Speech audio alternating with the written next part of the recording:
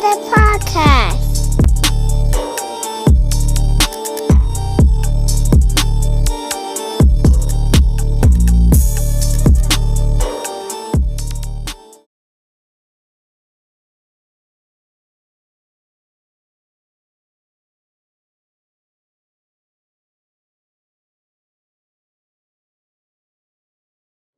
Hello, beautiful world. It's your boy Tunnel Vision, Cable Tunnel Vision Podcast. We are here today with an awesome panel. So we are ready to go. We're ready to inspire, educate, and motivate. And let's go. And I'll let you go ahead and introduce yourself. My name is Marisol Torres Soto. I'm from Dallas, Texas. I graduated from Europe in 2017 for class 1, so I'm kind of like one of the guinea pigs for the Dallas side. I am first generation Mexican American. I do have a 2-year-old son, expecting my second now. Congratulations. Thank you. Yeah. Thank you. Right now, I am working for Valera in Dallas. It's not it's a company that services credit unions. Not a lot of people know about it, but I am still doing fraud, which is what I started doing when I graduated from the program in Europe. So I followed that career for about 8 years now. But I'm excited. I'm truly grateful for the skills that Europe has taught me, the professional skills, as well as having the ability to speak to you all now today. Because back then, I wouldn't even be sitting here now. But I'm truly grateful for all the things that I have been able to accomplish and breaking generational curses, and putting up boundaries that, a lot of times we kind of, in generations that we are or how we're raised, we kind of don't, we can just kind of follow the flow. So I'm truly grateful to be here, and yes, thank you. Awesome. Thank you. Mine might be much more lighter. But hi everyone, I'm Chastity Tavios. I'm a senior program manager at Workday. I'm also the chair for the Bay Area alumni. And what else is there to share?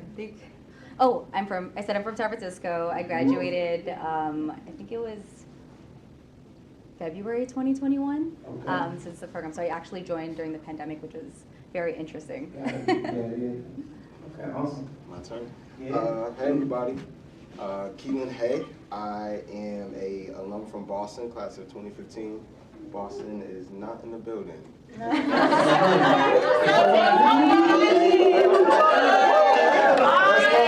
love. Also, let me preface, I might sweat a little bit because y'all look so good. But I am a Europe staff member as well. I'm an associate director of learning and advisory services for our Grads of Life team. What does that mean? That's my next question. What does that mean? Companies, employers, even our administration now are aware that the College for All approach for being able to assess qualified talent for jobs is an ineffective and flawed system, right? And so my team, my department, works with Fortune 500 companies, industry-leading employers on being able to develop a skills-first approach, being able to have skills-first strategies and practices that allow for individuals like us to be seen as qualified talent, to be retained as qualified talent, and to advance as qualified talent. And so I'm very privileged to be able to represent not just us as alum, but being able to represent skills first talent across the country and being able to adopt a skills first approach.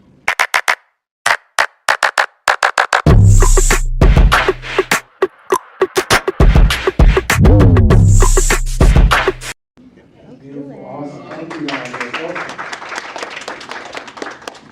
All right, so let's start podcasting. Let me ask the question to all of you guys.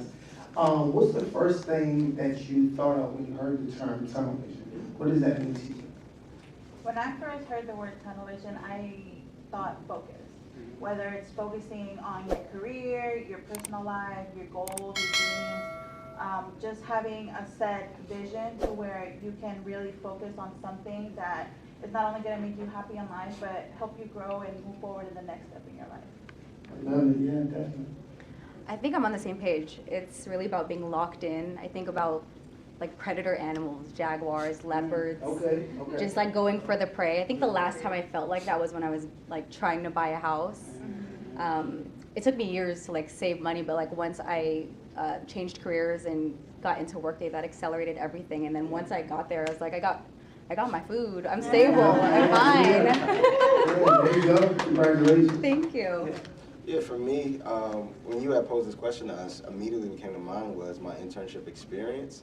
I remember like it was yesterday, 15-hour days, being able to travel an hour to my internship, then leaving there and going to work at the Gap for another 6 hours, and then traveling an hour and a half to get back home, right? And I did that for 6 months, and I didn't blink, I didn't hesitate, I hustled, I grind, and I understood the return on that investment, and here I am today. And so it's my reference point when I think about like, hey, can I do this? I did that, so I can do this too. Right. Yeah. I love that, man. Just kind of piggyback off that too, man. I wasn't going to bring this scenario up, but when you talk about internship and L&D, it takes me back to a time, man, and this is coming from NCR, the DC area. I had to be at my internship literally at 8 in the morning, right? And I had to, let me make sure I say this right. I had to get on the bus, get on the metro, 2 transfers, and another bus just to get to my internship by 8 o'clock. So I was getting up at like 5, right? So you talked about a return on your investment, like you gotta really think about this isn't for the now.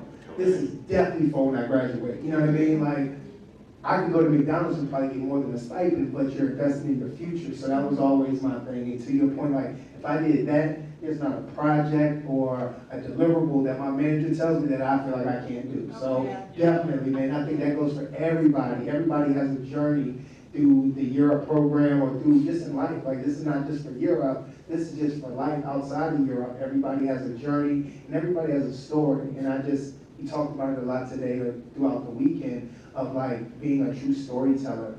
And that kind of goes back to the platform of tunnel vision, is like having your platform to tell your story to impact somebody else. And I think that's so crucial because I feel like we all go through things to help somebody else out. You know what I mean? So I think that's really big. So thank y'all for that. Awesome. And this is a question for you guys, but I also want the audience to be interactive and think about it. Talk to us too, because I want you guys to be a part of it too, all right? Can you share a time when you had to block out haters, doubters, but even self-doubt, because that's important too, because a lot of times you might not feel like you belong in a room, or your past can almost define your future, right? So name a time when you had to really block out the haters, the doubters, even self-doubt, and to really zero in on a goal. What was the time when you had to do that, and what was that outcome, and what did that look like? For me, it was really in 2017 when I was in the program, and I feel like my biggest hater was myself. Being the oldest, you know, I was taught that, you know, you have to do certain things a certain way, you have to behave a certain way, and I didn't really have a thought process of my own, and I thought that, again, when you start the program, it's not, you know, you're not getting paid so much, you're getting a stipend, and you know, not having like a set big check at the end of the week is like my parents would say, well, what are you doing? You're just wasting your time.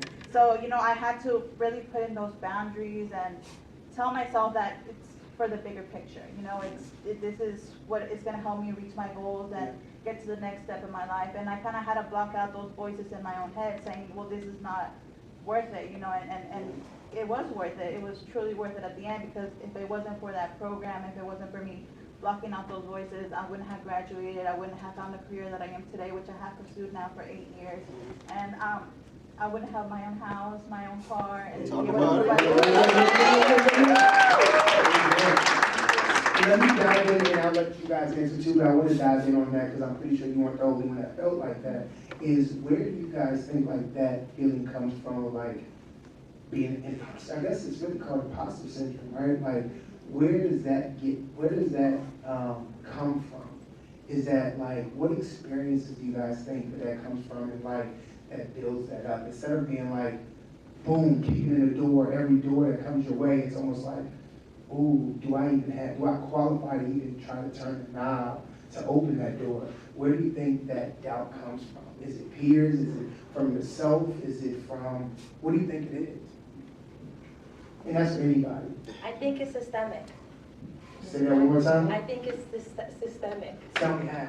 I think that the system that we're living in now, we've grown up in, our parents grew up in, it wasn't built for people similar to us, fill Talk in this about it, room yeah. to succeed and be great. Mhm. And we let those systems that we grew up in guide us through life, where programs like Europe United teach us, like, why not you? Yeah, You're yeah. here, you're putting the work in, break the door down. Mm. I'm gonna break the building down if I have Come on, to, you let's know? talk about it. Like, Yeah, yeah. but it's successful, that's where I think it's I like that. So, and that kind of goes to like, truly like breaking these generational curses and stuff like that, because think about it. I don't know everybody's story in the room, but you know, how many people can say like, hey, first time homeowner, right? Or first time degree, all these things, right? Where now, you know, congratulations again on having a little one. I have two myself, and I know a few of us have children where, and I said this to my wife a while ago, like, I wish my daughter would have started from the bottom down here. You know what I'm saying? Like, and understand, like, think about this, and this is deep for me, it's like, their bottom is our top. Think about that real quick. Like, come on, right? Like, there's no way they can say they got it. Like, we have established, or we're growing to a place of like, hey, these are the things that I have, and this is your norm. So you don't have to, you know, scrape from the bottom, because I already did that, and we already did that, and I think that's so powerful. And now another check to just the year program again, and I want us to make sure that, because Europe is awesome, Europe is amazing, but there's also other avenues and things and life lessons that we learn to try to get us out of these, to break these generational curses and things like that too. So just keeping that in mind. But yes, man, their bottom is our top, and that's an amazing place to be for our kids. And I just wanted to highlight that. So, Can yes. I add to that? Please, Yeah. please. I think even like thinking about our children, right? And it's something that I have this conversation with my partner, because he's like, how come they're not taking responsibility for doing X, Y, and Z? It's a constant reminder that they don't have to do what we had to do when we were younger. And we have to be okay with that, that they don't have to grow up faster. They can enjoy their childhood and be a child. And so it's like, we have to remember, we're putting them in these places intentionally, and we have to intentionally let them be a child. Good point. That's a good point. And then to question that too is like, how do you find that back for anybody?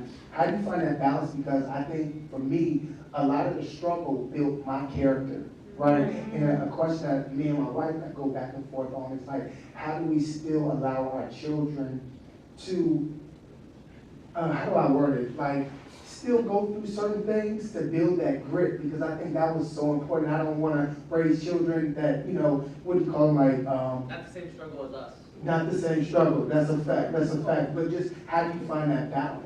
You know what I mean? So, yeah, just something to think about. You know what I mean? But yeah, how do you guys feel?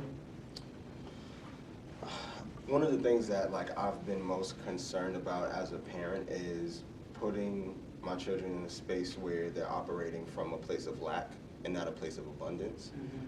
Being able to see themselves and opportunities, not just by representation, but feeling like they have what it takes, because everything around them feeds who they are, right? And so I think it can be really easy for an individual who has like $300,000 to still have a broke mindset, right? Operating from a place of lack. So it's important to instill core values like grit and create opportunities to push yourself. And I think your children see that, your environment see that, and it allows for things to flourish in a space of abundance versus from a space of lack. I like that. I like that. Good stuff. I like that, definitely. Any other? For me, it's really, again, leading by example and teaching my son, you know, good morals. And like, for example, when I'm doing these service projects, he's always with me.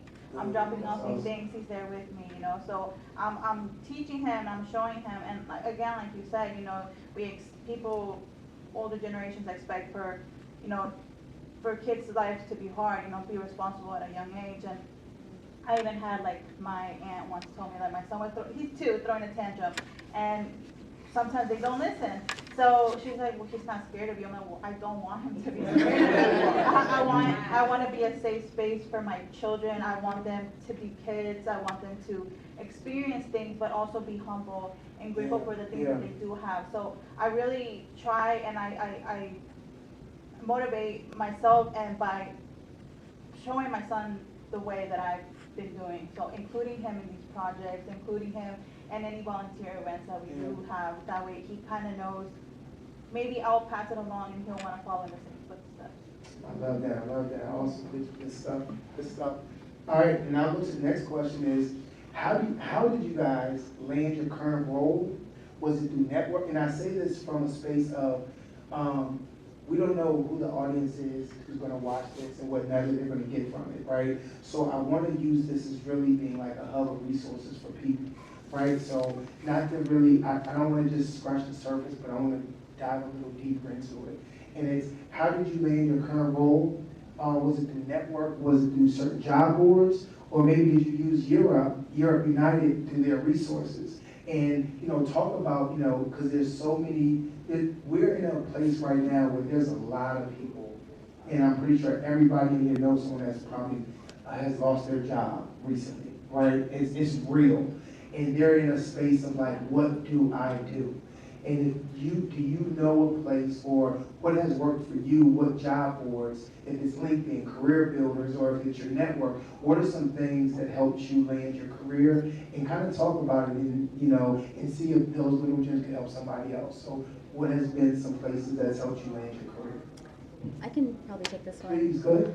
Well, mine, I was actually converted at Workday, but to make this Okay. more applicable to the audience, I Thank think you. what really made me stand out was, well, one, during internship, I really wanted to become so undisposable, so I did like everything I could so that it was to a point where they're like, if we get rid of Chastity, like it's gonna be so hard to train. We have to train like 3 different people to do her job. Wow, yeah. So I did that, but then also, I forget who said this earlier. He said like R before T or something, but basically like, I really wanted to make sure that I give before I take anything. So like, I want to show that people like what services I can offer when I work with people. And I think when I've collaborated with people, they've always seen that I have so much to bring to the table. So it's to a point now in my career where even though it's a really tough job market, I've had people reach out to me from other teams that are like, are you looking for work? Like, we have a role opening in our team, and I can talk to my hiring manager to see if we can open things up. But basically, like, showcase yourself as much as you can, build a network, but also like be very intentional about how you approach conversations. Like, you don't want to come into conversations and seem like an opportunist. I think like you want to show them that you have so much to offer, and just start there. Like, first give, and then you can take. I think that's how I do it usually.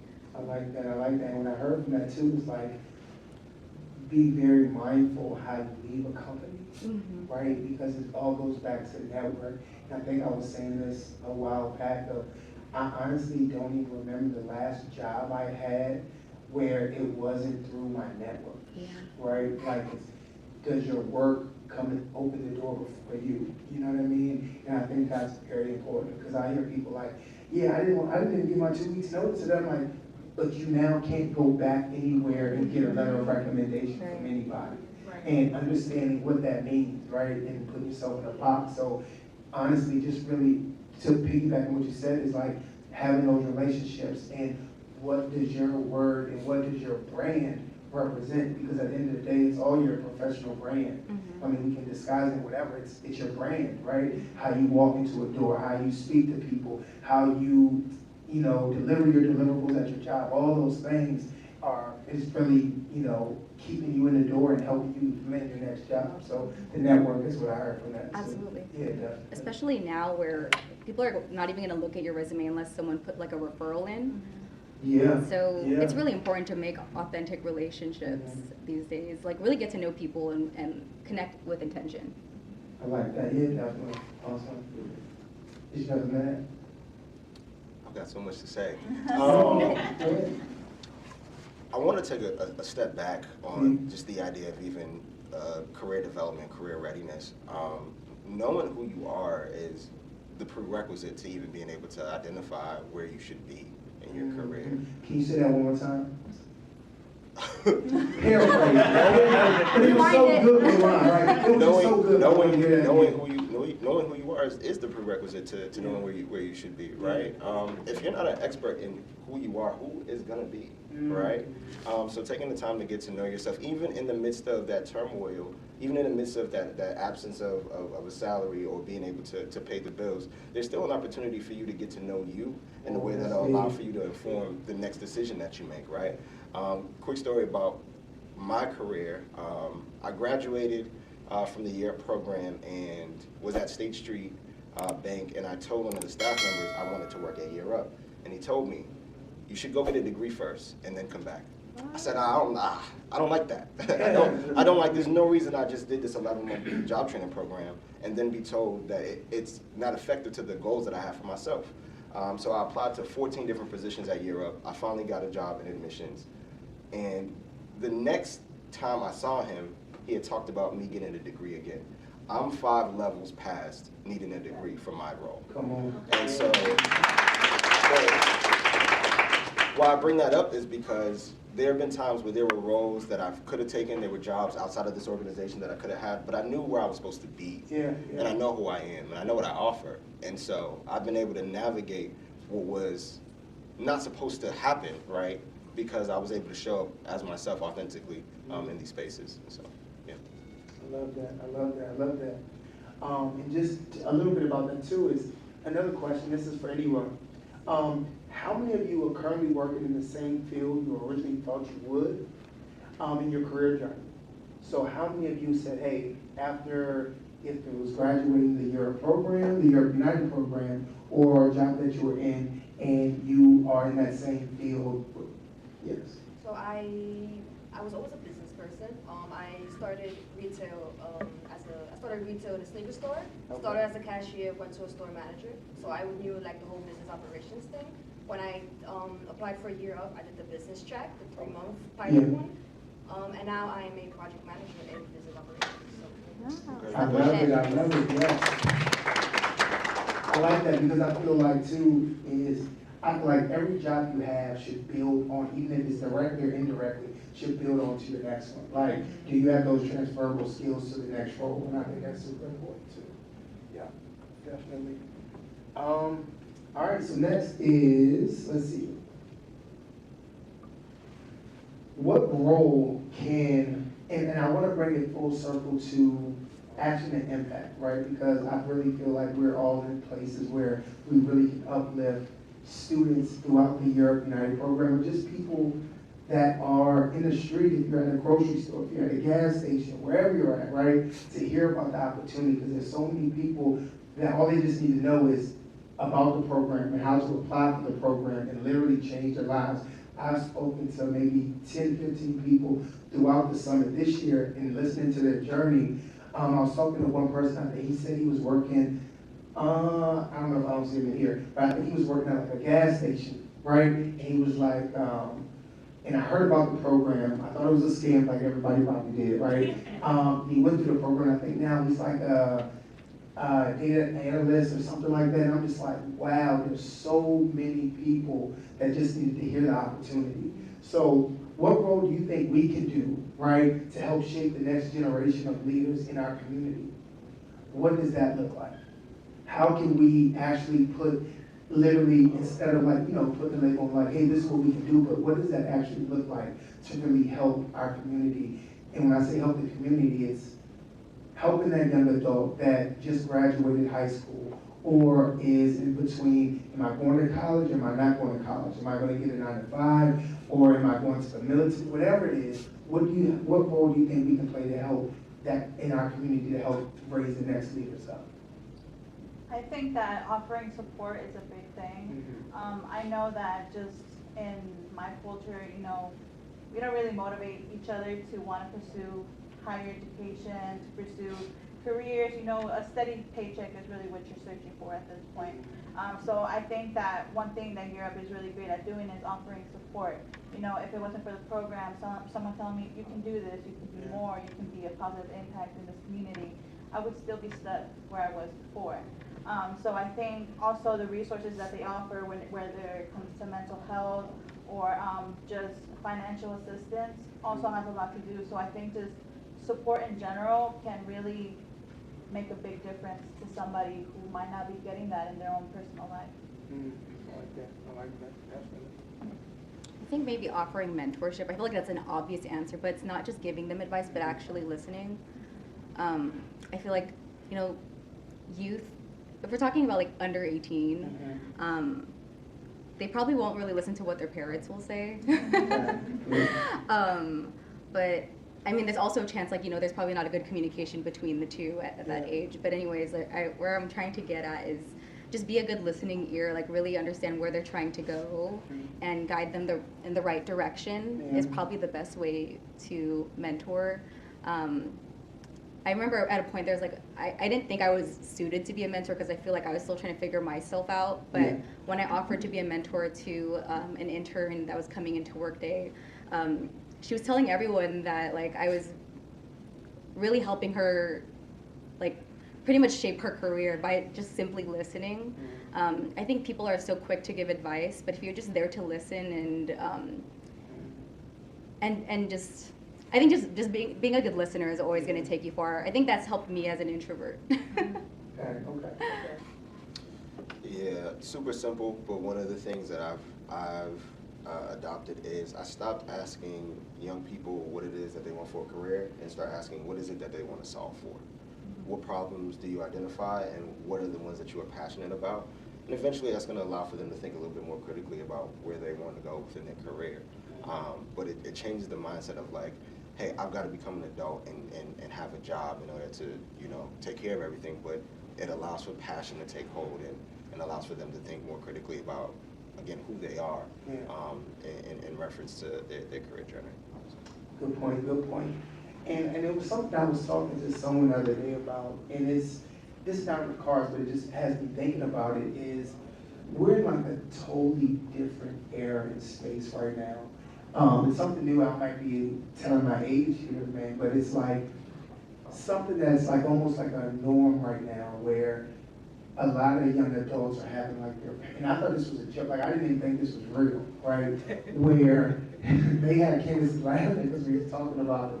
But people are having like parents and family members go on interviews with them.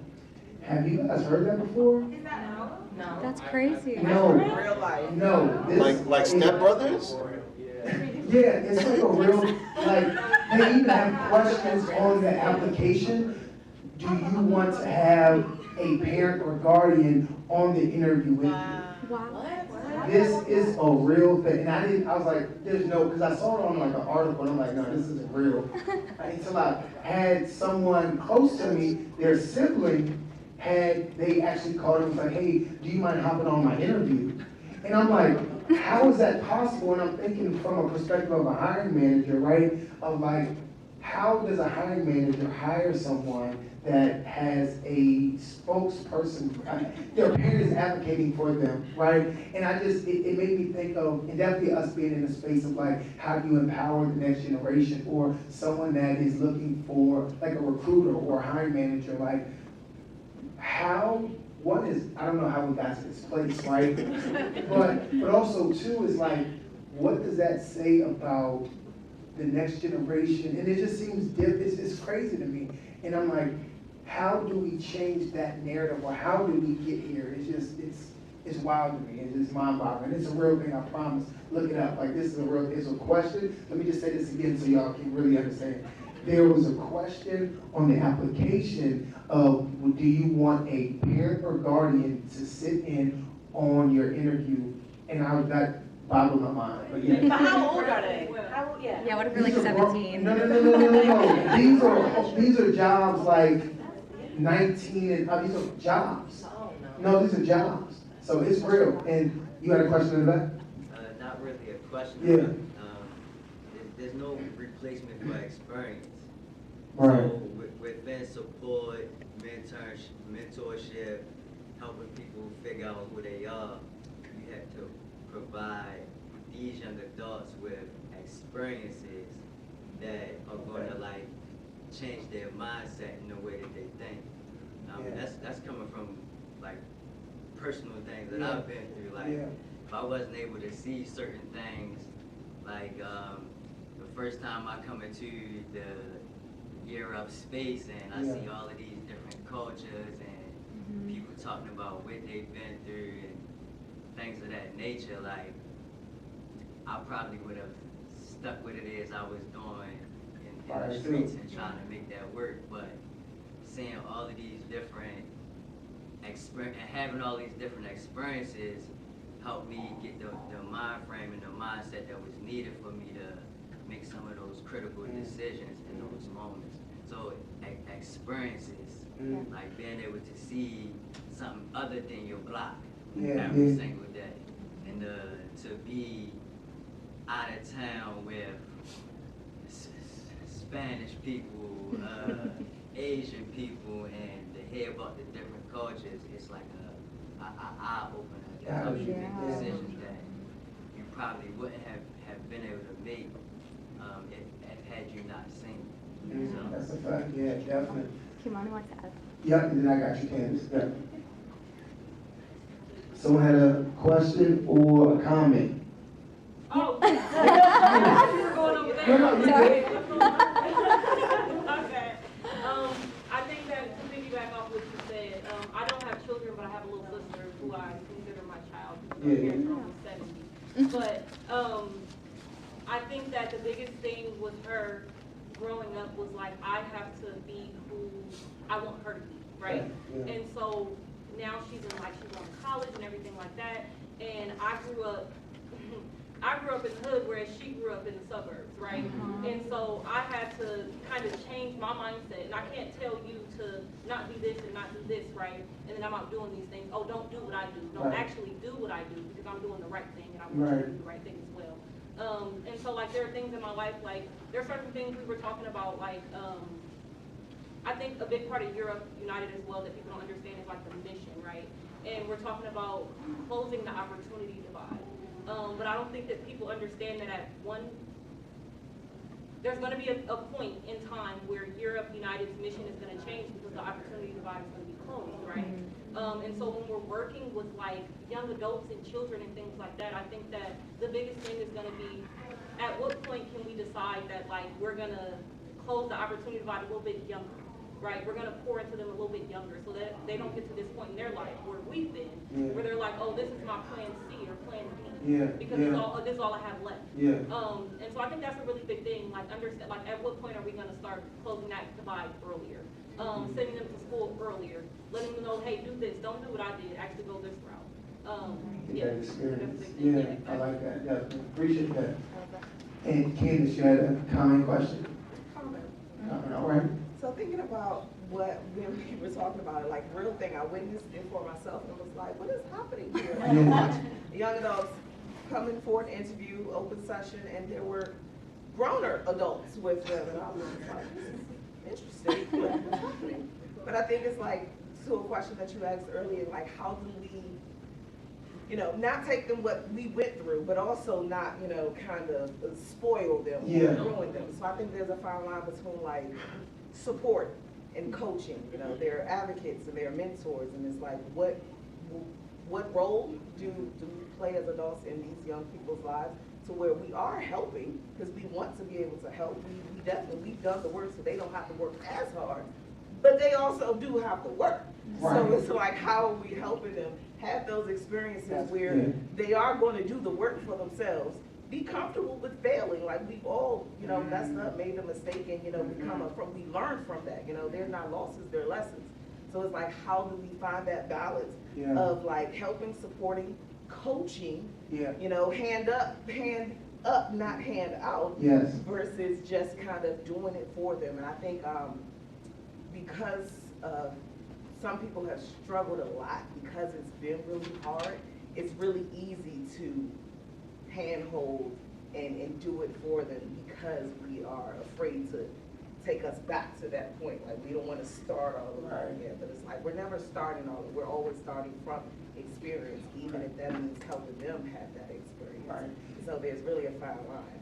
Definitely, and sometimes I can see like definitely with us, being maybe more established than our parents were, and wanting to, we say, handhold our children, because sometimes it might be easier and less work, right? Because it's like, man, just come on, I'll do it for you, come on, right? But they're missing, to your point, they're missing that experience. And then after a while, when they start missing all this experience, that's when you need your parents to come on those interviews with you because you don't have the experience to talk about.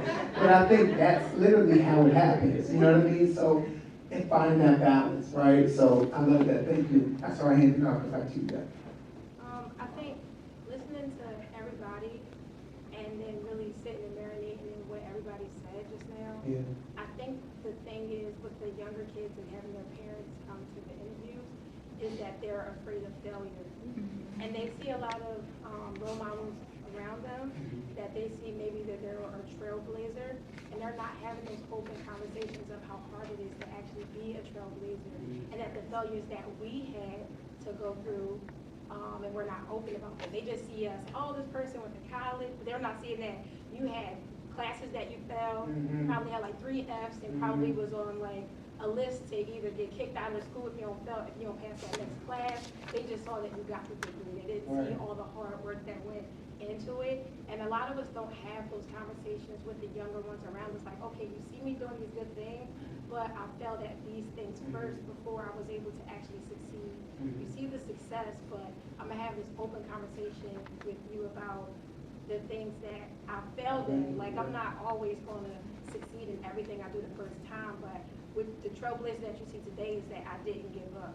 And the failure shouldn't be, it shouldn't be your last step. Like, keep going even if you do fail, and then if plan A don't work, try plan B. And I think because they like, I don't want to fail in my interview, maybe my parents would be there, they did an interview before, but like, try to do it yourself. And even if you fail, you have more interviews, there's other jobs out here. Right. No, that's a good point, and really, to your point, is really talking to them about the failures, right? Like, it wasn't always good, right? But I think there's a balance. Going back to balance is, there's certain things that I say too, and I talk to my wife about too, about, you know, I have a 3-year-old. There's certain things that we have to go through, that your children or someone else has to go through to be able to speak with conviction, right? Like, if I tell you, for example, if the eye's hot, don't touch that eye. But if I burnt myself on that eye, I say it a little different next time. You know what I mean? So it's almost like find that balance of, you know, you gotta go through some things, right? So you can have that testimony, so you can go have that experience and go on those interviews and talk to the things that you might fail the first time, but you get up and talk about grit and get up and do it again. You know what I mean? So I like that. Definitely to that point, definitely. I did want to provide examples. Please, yeah. I have an 11-year-old daughter, and this year we took on homeschooling. So one of the ways that I think I'm trying to help her understand responsibility and independence, I give her the curriculum for the week, and I said, this is what you got to complete by the end of the week. So she's taking that on. Another thing that— At her own pace? At her own pace. At her own pace. I don't check in to say, hey, like, you know, I just say, are you almost done? Where you at? She tells me, hey, I got through my math, I got through this. At 11? At 11. How's that going? So far, so good. She's very independent, so I'm proud of her. But I did want to also say, you know, about failure. We moved to a different city, and she had been doing dance for several years since she was 5. And so moving to a new city, I put her in a new dance group. The first day she came to me in tears. She stopped halfway through. She's like, I can't do it. This is terrible. I don't want to do it again. And I said, nope, you're coming back next week. And we kept it going, and now she's been there a month, and she's doing great. She's happy. So I think, yeah, we don't want to coddle them, but we do want to put them in the position to fail, to feel the struggle, the challenges of being in new spaces. And the third example I want to give too, it's never too young to start them volunteering. I actually have her volunteering every other Friday at a farmers association by herself. I leave her with, well, not by herself, she's with her 19-year-old cousin. I drop them off at the farmers association. I said, go volunteer. You spend your Friday mornings here, and then I'll pick you up when you're done. That is amazing. That is amazing. I want to be like that with my daughter. I don't think I'm ever going to be like that. I mean, I'm just like, I want to so bad, but I'm just like, no, come with me. Like, you know, Can I add one more thing? please, go ahead. Yeah. I do, so just listening to some of the comments, I really do want us to be mindful of operating in a place of fear for our young adults, just because it's important. If you just think about when you were a young adult, right? you don't want to hear someone older than you tell you about all the things that you need to do in order to be successful, right? And so while we are trying to emphasize having human-centered skills, because the world that we live in doesn't necessarily operate in the same way that it used to, they are advanced in technological literacy in a way that we won't be able to be, right? In the age of AI, technological communication is going to be just as important as oral and verbal. And they are so advanced in that, and I think it's important for us to meet them where they're at so that they can not just take accountability of their failures, but the things that they're successful in as well. Accountability is owning both your failure and your successes. And so just really emphasizing that, it's not just, hey, do it as we did it, but meet them where they're at and what they've been able to be successful in and the skills that they've developed throughout their journey. I like that. Good point. You hit on something, and I was gonna wait, but it kind of nice segue. Everything we talk about, I feel like is AI. AI this and AI that, right? And we know that's the wave, and that's where everything is going. I think there's a lot of excitement around AI, but I also feel like there's some fears around AI. And one of the big things is like, do we think AI is going to take jobs? Or where is AI going to be in the next 5 years? And what does AI look like in my company, right? I think of like, even now, where I work now, it's like, we have to like write these every week, like, how did you use AI this week? Write down how many hours did you use AI, right? And I hear people like, I don't want to do that because I feel like it's going to take my job away and all this other things. But definitely from your guys' perspective and your guys' perspective too, how do you feel like AI is going to affect our jobs personally for you? Or do you feel like it's going to open up opportunities? Or do you feel like it's going to close opportunities for you or people in your industry? Anybody? See what I mean? AI is a trigger. Desi, man, what's up, man? All right, I'm only saying this because I've seen it in live action, like real right there in front of me. When it comes down to AI, it's basically making our work easier, right? It's making our work easier so they can pay us less. I'm gonna tell you why. Hold on, say that again. They are using AI to, say it again. Basically, using AI as a tool will make our work get done quicker. Like you can get done your work way quicker. Yeah. They can start charging you less because of the work. You know what I'm saying?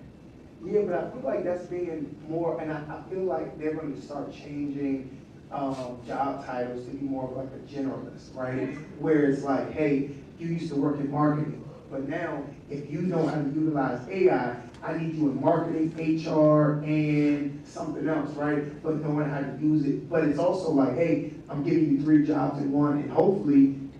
That's how they pay you less. They get in multiple jobs. I don't know if that's paying. I don't know if I correlate paying less, but I want to keep on hearing. But let me hear more. Go ahead. All right, so. No. Christine? Oh, me? Oh. Yeah. I want to hear about that. I want to hear about that. So, and just my observation. Yeah, come on, talk to me. And actually, no, in my own situation, I actually use AI to help better the workflow at my job. Okay. To the point where my boss started hating me because he felt like I was trying to change his business up, when all I was trying to do was make it a little bit more streamlined so we can get to where we need to get to, because a lot of the work that we were doing was overpowering. Like, one, it's a small company, so I get it. There's only like 8 people that work there. But everything that we were doing was like popcorn, just popping up everywhere. And we had to get on top of it each time. Like, I felt like, yo, we have a ticketing system, and that ticketing system is being managed by one person, not just 12 people just dishing out tickets all the time because they didn't want to do something that day. Make those tickets go to the right people, you know what I'm saying, who actually work on these things. I think the workflow would be a lot better. He told me I was wrong because that's not how this job works. I said, how? You ain't even trying. Like, it pissed me off to the point where I had to literally quit my job because I got tired, and I'm just like, yeah. It's the right thing. Time for you to make a move. Go somewhere with Okay, respect. Go ahead. And somebody else, give me 1 second. Right here, and I get to you. Yeah, I definitely will say layoff because all of the 20% of those roles were replaced by agents or robots. I will say that I saw it firsthand how it is replacing jobs, but I will also say that the agents also require handlers, which means that which means there's opportunity for us to now hop on this train and this wagon of the new revolution of the industry. So I highly recommend, these are opportunities for you to start upskilling, because now for small businesses, they're gonna start hiring someone who is an expert in AI. And that's something that I feel like one advice I give to everybody is continue to look at the news. It is scary. I absolutely have seen robots in my job, replacing security, logging in tickets on its own, fixing pipes, like I've seen it. But I have taken an AI ethics course, which I highly recommend as well, so that way you can learn what you can do to stay on top of this training. And one thing is that agents and robots need handlers, which they're gonna require us. Robots cannot be by themselves or do things on their own. They have always have to have human touch first. So just wanna put that out there because that made me a little more calm. Good point, thank you for that, yeah. Right, yeah. Yeah, so before I said it, I'm giving a caveat that to me, the AI is job specific, it's industry specific, right? So like in STEM fields, I see the need for it.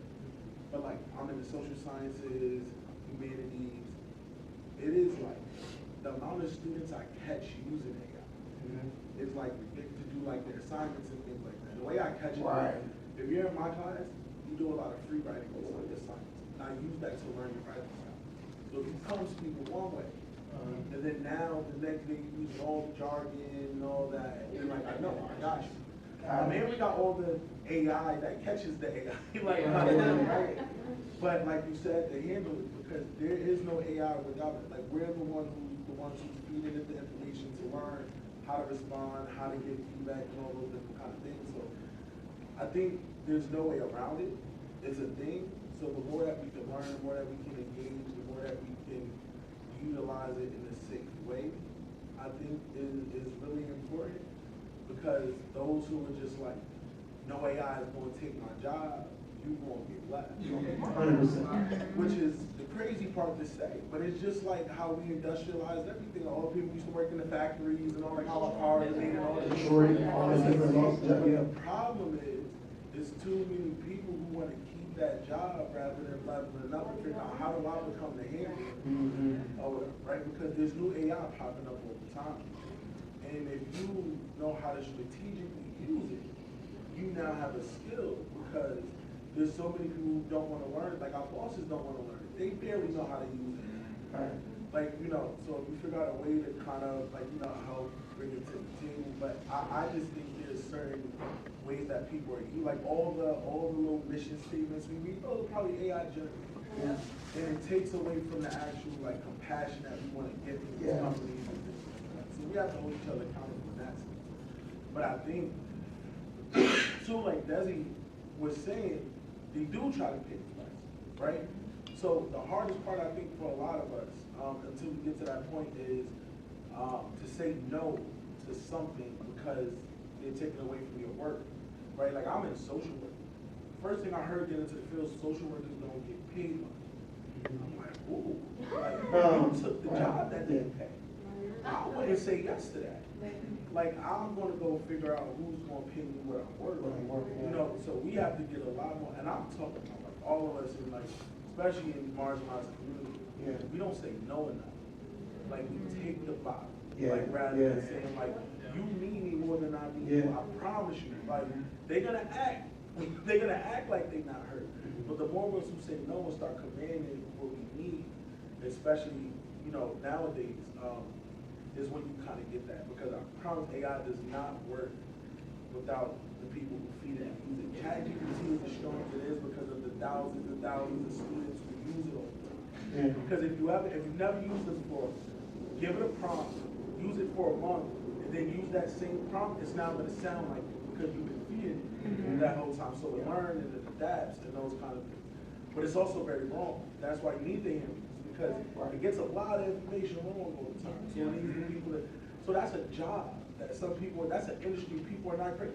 How do you fact check the chat and like do that kind of thing? So, you know, you figure out how to use it, man. Like think about like now with podcasting. You got people who create songs that you think is from the artist you love, but it's not. It's AI generated. So that's the dangerous part, right? Like I could create a song that I could do a tunnel vision episode. With my boy, right? Not this boy.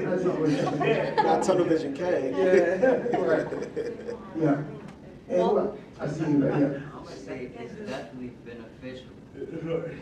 I'm gonna say it's beneficial. Why? Because I've used it to obtain employment in an arena where I knew absolutely nothing about the job. I work in water, and like, but I do know job readiness, how to take control of an interview, how to like get hired in certain situations, and all I needed was the information.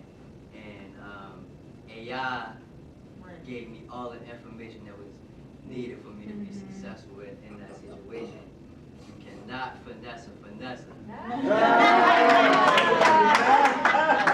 She said AI only work with the information that you give it. The more information that you feed to it, the better answer it's going to kick back out to you. You feel me? So like the people that's going to your class, a lot of them probably using AI, but it's a couple of them that you ain't catch. You can't finesse that finesse.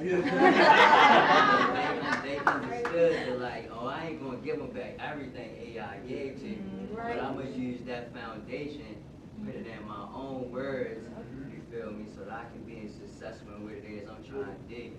So like, you gotta use it to your advantage, and we have to learn it, because there's gonna be people out here that's gonna be learning it, and they gonna use it in that way, and they gonna beat the people that's not using it. So that's why we're talking about it so much, because like you say, all of the millions of people that's using it, it's feeding this system all of that information, you feel me, and it's a computer.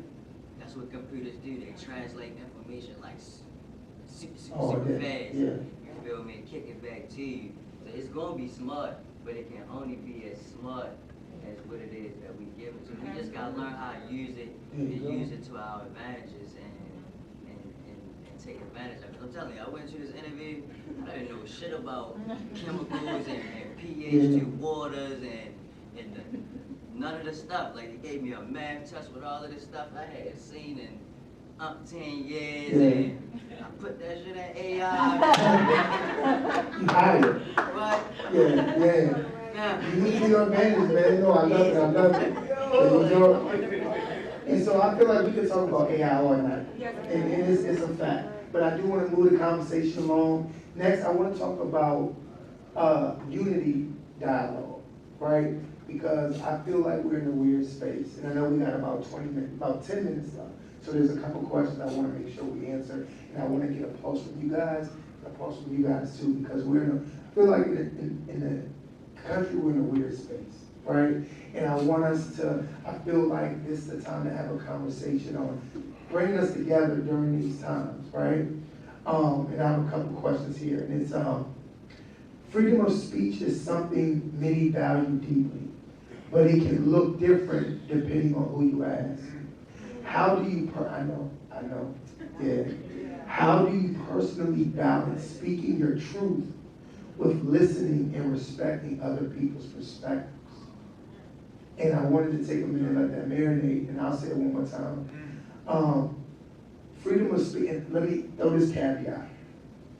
In the times that we live in, you really find out a lot about people. You know what I'm saying? And I just want to say that. So freedom of speech is something many people value deeply. But if you look different, but it looks different depending on who you ask. How do you personally balance speaking your truth with listening and respecting emphasis on respecting other people's perspectives? I believe exposure has a lot to do with it.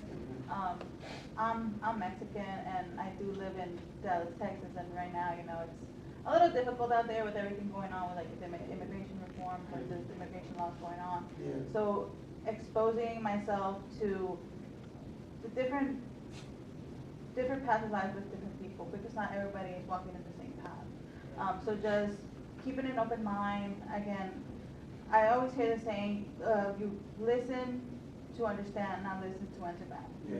So that's what I try to do most, because everyone comes from different backgrounds, that have different experiences, maybe going through different types of either traumas or just difficulties. So just having an open mind, listening, paying attention, being understanding, compassionate, empathetic as well, you know, and really putting yourself in that space where you're not judging others, but trying to understand them so we can have a better future. For our communities, right? And our children and our next generation, for sure. I think you hit on a lot of the things that I was thinking about, because I feel like I identify as like an empath or empath, and I don't find myself in a lot of conflicts, because it's not because I'm avoiding it, but it's more because I am truly trying to understand people, and I think a lot about like their upbringings, the values that they were brought into. It doesn't mean I have to be their friend or anything, but it really just, it helps me have a conversation without being defensive. And so I feel like navigating that way will bring communities closer, I guess, in some ways.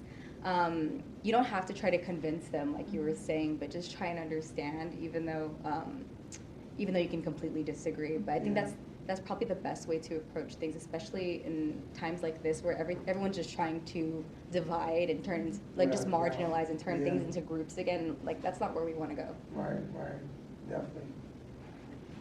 Kid, want to add anything? No, okay, no. It's just, we got something. Let's spark some juice. In the back. In the back, yeah. Avery, yeah. I think y'all hit on some great points there. Now, one of the things I always say is that our argument is when two people try to convince the other person of their perspective. But a conversation is when two people are trying to understand the other person's perspective. Just trying to understand where they're coming from.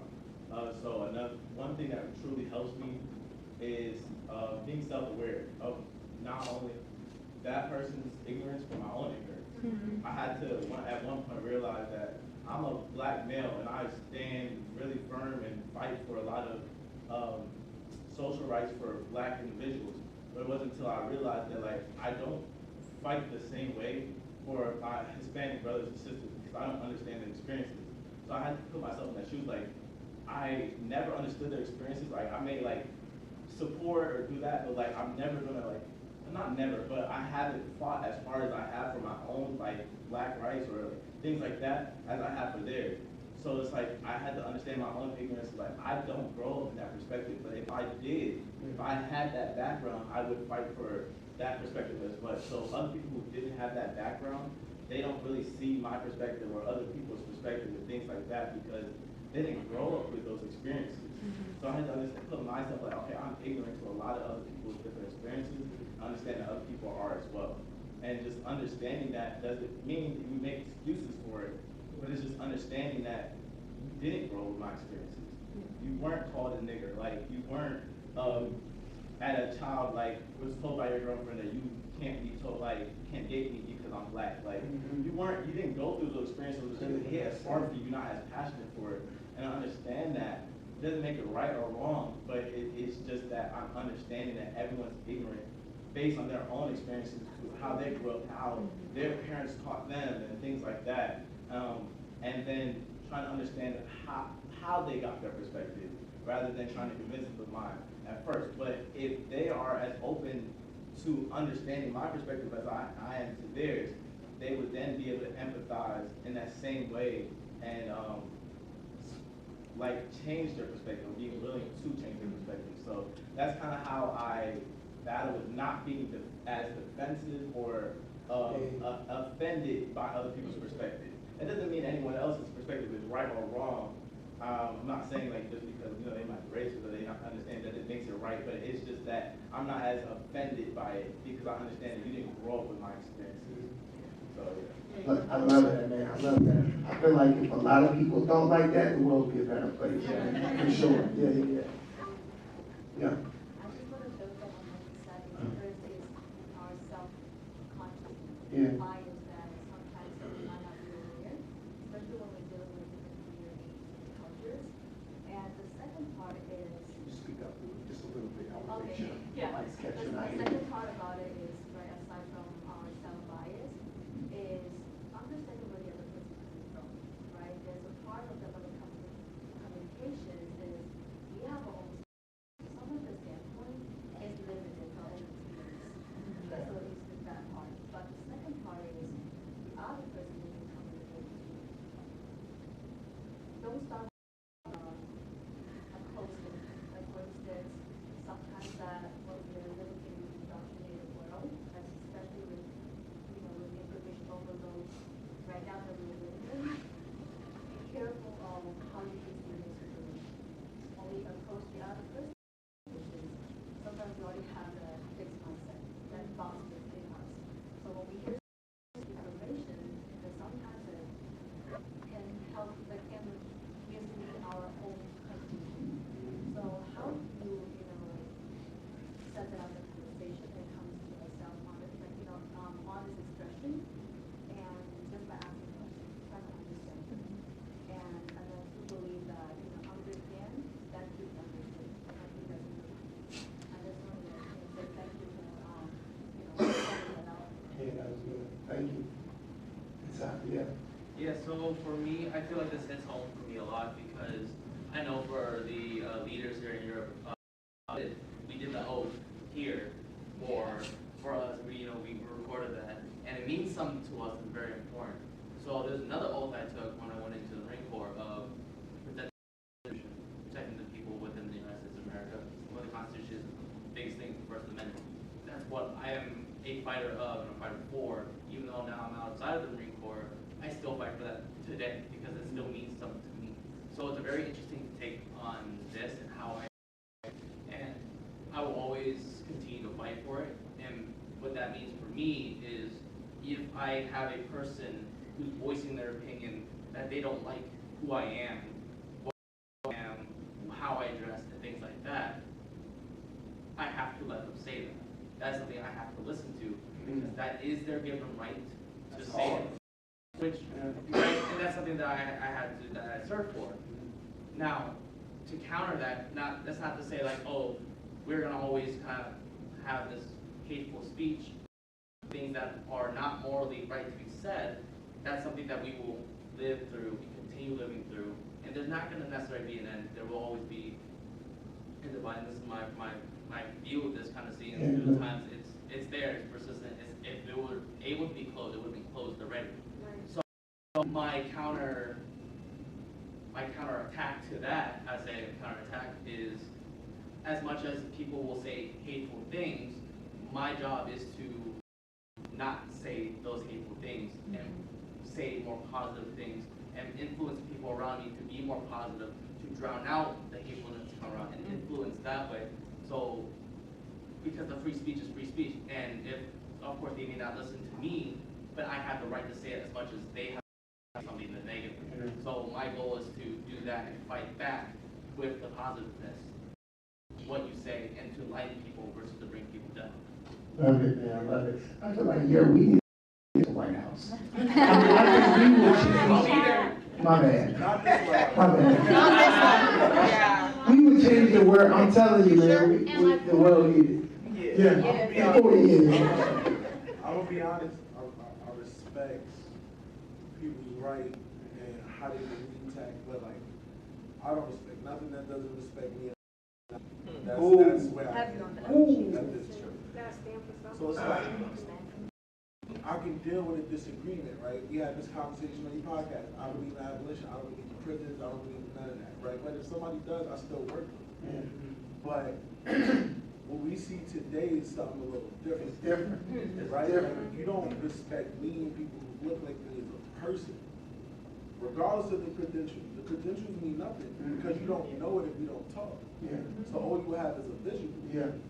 So I listen to how they talk about immigrant populations and quit. So what am I respecting you for when you don't respect people's choices, right? A lot of people are talking about speech, and I should be able to say what I want to say. Okay, but when it's reciprocated, right? I'm gonna give you a prime example because I'm kidding. The Charlie Kirk situation. Yeah. Put on the pedestal. But it said a lot of derogatory things about people who were black leaders, MLK. Yeah. Black women. Yeah. LGBTQ fan. But it's free speech when he said, but people who are giving their opinion on a public figure who lived this public life, they being mad. But look at what happened when Kobe passed. Or they want to bring up, you know, the charges that he had and those kind of things. So it's always a pick me. But to me, we just matching energy, right? So, and I think that's okay. So my whole thing is like, I know you know, they got the right to say what they want. Yes, but we got the right to react. Based on what So based on what they saying. That's why, like, I'll be honest. Like, certain people, you can't ask me to share opinion, right? Like, that's just not gonna happen. Like, you know, Candace Owens, we can't sit together. I don't wish no bad on because you're a black woman. And I love all black people, regardless if I feel like you made some bad decisions. I'm not gonna sit with you and fuss to argue in front of the world when we know there's nothing that I can say to convince you, and there's damn sure nothing you can say to convince me. So we wasted air. That's why some of these debates that happen on college campuses, it's like, why? If you're not really gonna listen to me or listen to somebody else to understand them, like, how do you tell someone because when they choose to love that they're not worthy of, you know what I'm saying? So of life, and then it's like, ain't nobody bothering you. Like all of like they think about like, you know, trans people and athletes, like they taking those. First of all, your daughter wasn't gonna win that race. That's what y'all mad about. Like she's coming in fifth instead of fourth. Like, so it's like, to me, it's like I can respect if you respect me, and if you prove that you respect me. But once I already know that you're coming in with that energy, it makes zero sense. Like to me, and that's just honestly my opinion. I'm not the turn of the cheek kind of guy. Not yet. But we're not promoting violence either. No, I don't believe in violence at all. I just match energy. Like if I know that you have said some derogatory things about, you know, people who look like me in other marginalized communities, I'm gonna match that energy and pull you out. That's the thing, people don't want to look in the mirror. Because they hold a lot of flaws. You know, then once you shine it, they're like, oh, you're being like, no, I'm just matching energy. Freedom of speech is a freedom of conscience. And I just wanted to say that something that's been helpful and adding to my perspective is that racism isn't an unintended consequence of free speech, it's an unstated goal, right? So it allows for individuals to think that they can mask some of the things that they exemplify behind free speech. Once you acknowledge that there's ulterior motives within things that we are experiencing, it allows for you to be just more strategic and intentional in how you're showing up. So yeah, it's not an unintended consequence, it is an unstated goal. Right. I like that, yeah. Okay. I wanted to bring it back to your unity question, right? Because I know we talked about speech and you asked us to be vulnerable, but I feel like for myself, for example, I feel like of speaking up and really standing up for the community, and I'm gonna just say it, I'm a green card holder. If I speak up, I'm constantly hearing, if you put something on social media, if you put something out there, you report it. This is kind of like where I ask, like, you know, how can we be allies together and really speak up for the communities who are scared to speak up? Because I feel like that's something we don't talk about enough, that there is fear in our community to speak up about the issues that are going on because of the consequences that we're talking about. So. You know, people that are staying for something, they will stand for you. They won't fall for anything, because if it happens to you, it can happen to other people. Be a domino effect. Like I said, you ain't got to speak. We ain't scared, because they can't put us nowhere. Yeah, right. And so I know we can go on, and we're a little bit past time, but I wanted to say thank you guys for coming to the podcast. panel, thank you guys so much for being part of the podcast.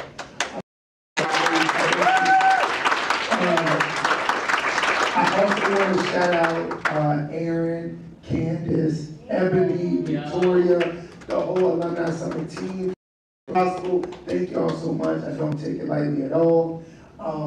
There's a QR code that's going around. Please feel free to follow the YouTube page and the IG page. I follow up, encourage it. Panel, thank y'all so much for being a part. Super proud and thank you for that. But I do want to take a moment for you guys to shout out your IGs so people can follow you that are watching. So take a moment to kind of share your IG tags so people can know where to follow you. You can follow me at _Mary Hayes _. I post a lot sometimes, but I hope I can get to know everybody and just see how everybody lives their lives. There you go, awesome. You could follow me on LinkedIn. My name is Chastity Tapios, or on Instagram, it's chastity.sf. Awesome, thank you. Wonderful. LinkedIn, linkedin.com/Keelan Hay. My Instagram is Entendre, ENDRE_KH. And I am building my personal brand equity around skills first social ecosystems, and really want to encourage folks to be able to DM me and tell me about some of the things that you all experiencing as talent, as I begin to highlight and showcase who we are to the world. So definitely.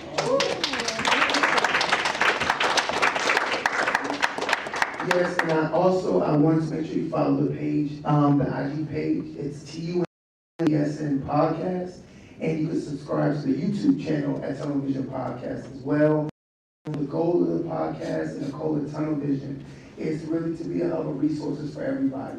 We have great ideas. I was talking, I think Trinity probably left, but we were talking about being a true hub. We have so many alumni from all over the country that are doing amazing things, that are entrepreneurs, that have businesses, and almost like what we always hear is like, let's use our inside resources. So I want to build a platform where we can tell our story, but also if there's somebody that is, it's like you got your business coming up, right? Or anybody that has a business, I want us to be a hub of resources to lean on each other. So that's the goal, that's the purpose. So I appreciate you guys, and again, thank you so much. And before we leave, can I get one big group picture if that's okay? Awesome. Thank you guys for being on the pod. Thank you. Appreciate you guys. Hey, Startup Podcast.